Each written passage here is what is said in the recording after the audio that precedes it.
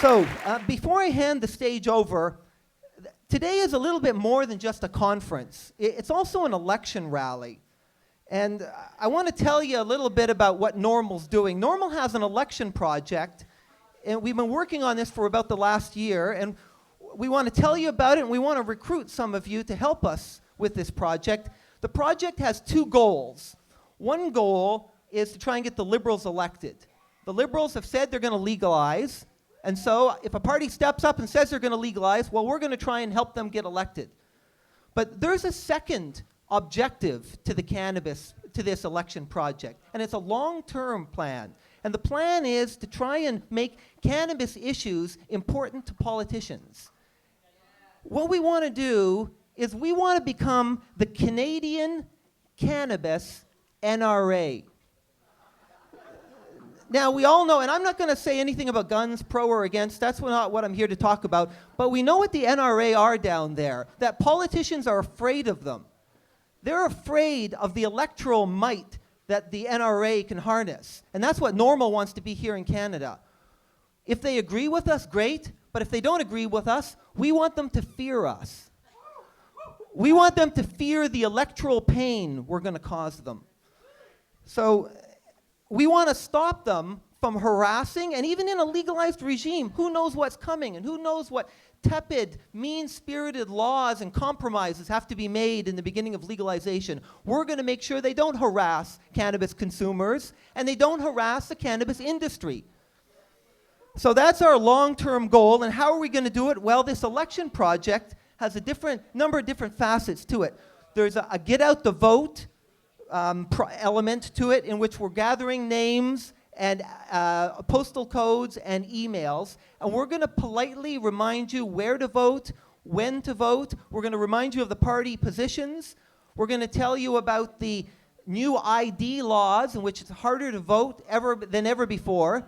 The Conservatives brought in these ID laws with the objective of trying and stop cannabis people from voting, us amongst other groups. So we're going to make sure everybody knows. You can, for example, you can no longer go with your electoral card to the polling station and say, well, listen, this is proof that I should be allowed to vote. Now you need your ID with your name and your picture and your current address. And if you don't have that, well, then you have to have two types of ID, one with your name and one with your address and your name, and there's a third way you can do it. We're going to give you all the details, but we're going to make sure everybody knows what it takes to vote. They think young people and cannabis people don't vote. Well, we're going to change that. And so we have these sheets around. If you see someone with a NORML t-shirt or you see someone with a clipboard, please approach them and if you just want to sign up and give us your information, we keep your information private. No one has access to it. And we're going to politely remind you where, when to vote. But in addition, if you're from one of the cannabis hubs around the GTA, you're particularly important to us. People from cannabis hubs, we want you to take a whole bunch of our materials. We got a number of different election-related materials, and we want you to help us harvest these names. And we keep everything private. We just want to make sure that everybody gets out to vote.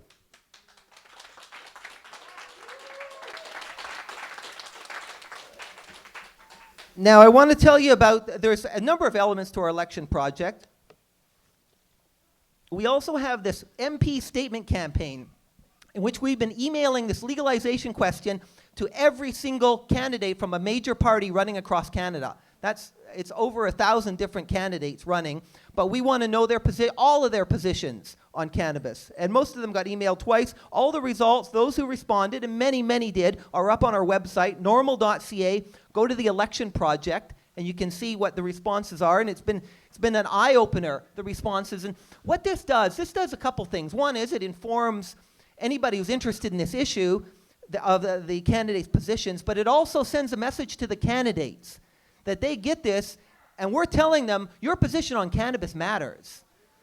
We want to know what your position is on cannabis. Don't hide behind what the party says. What do you think? What do you think? Should it be legalized? And so they go back to their caucus and they say, I'm getting emails from NORML Canada wanting to know my position on cannabis legalization. And we all know they just want to get reelected. They don't really have any beliefs. They just want to get reelected. So they go there and they say, well, I want to say something good about cannabis legalization. Give me something. So this is also about sending a message. Don't mess with the cannabis community. And then we also have these Harper postcards. These postcards we're sending, and we got tons of them here. Just ask one of the people with NORML t-shirts, one of the NORML volunteers. And the postcards, thank you, Chris. On the back, they're addressed to Stephen Harper. And it's telling Stephen Harper that you're going to be working hard to see to it that he's booted out of office. You're going to work hard to try and make sure that nobody votes for him.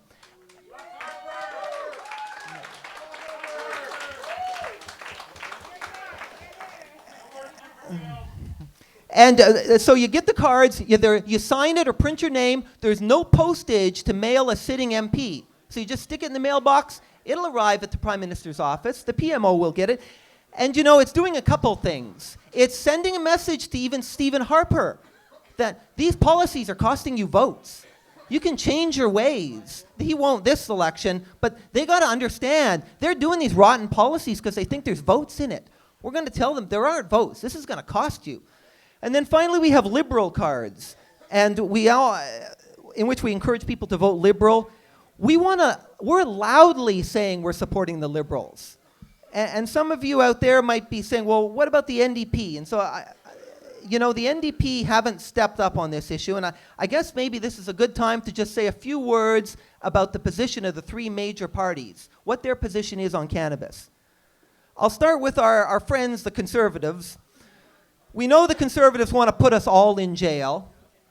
They brought in mandatory minimums because they were worried not enough cannabis people were going to jail.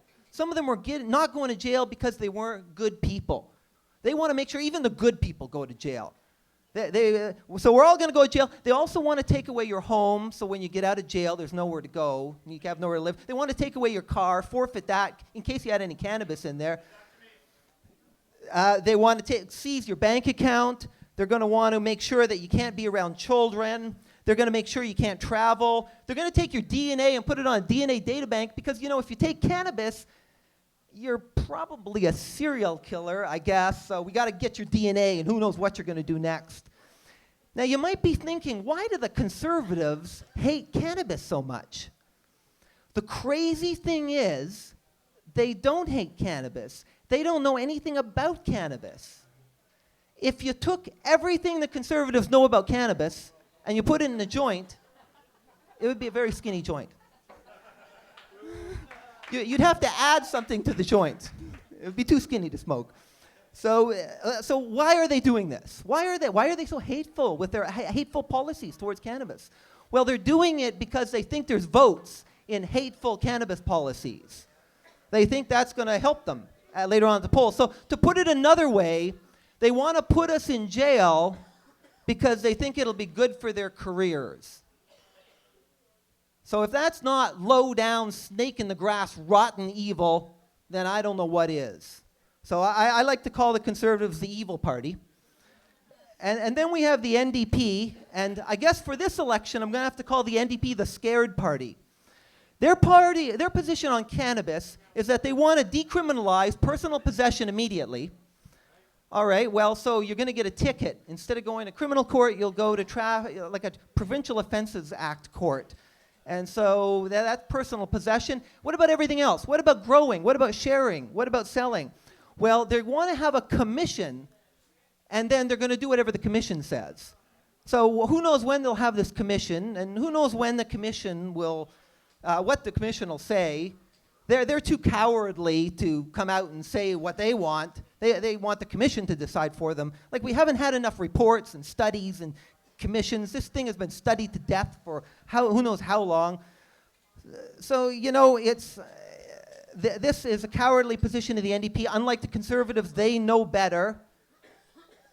So, yeah, why are they doing this? Well, they're doing it, again, because some backroom boy said, we can't come out and say we're in favor of legalization. They're afraid to say the L word, is what it is. So they say, we better not. We'll have this kind of mushy, watered down, kind of oatmeal mixed with pablum sort of drivel that we'll feed, and we'll say, we're going to have a commission and then a study and then a report, and then we're going to think of good thoughts. We don't want a study and a commission and a report and good thoughts. We want you to legalize. We want you to say the word legalize. They won't. So we're gonna cause them some electoral pain. We're gonna loudly come out against the NDP. And so I encourage everybody for this election only to vote against the NDP and vote for the Liberals. And then that brings us to the Liberals, and the Liberals have taken the bold position. No party has ever gone into a general election advocating legalization. So this is completely unprecedented.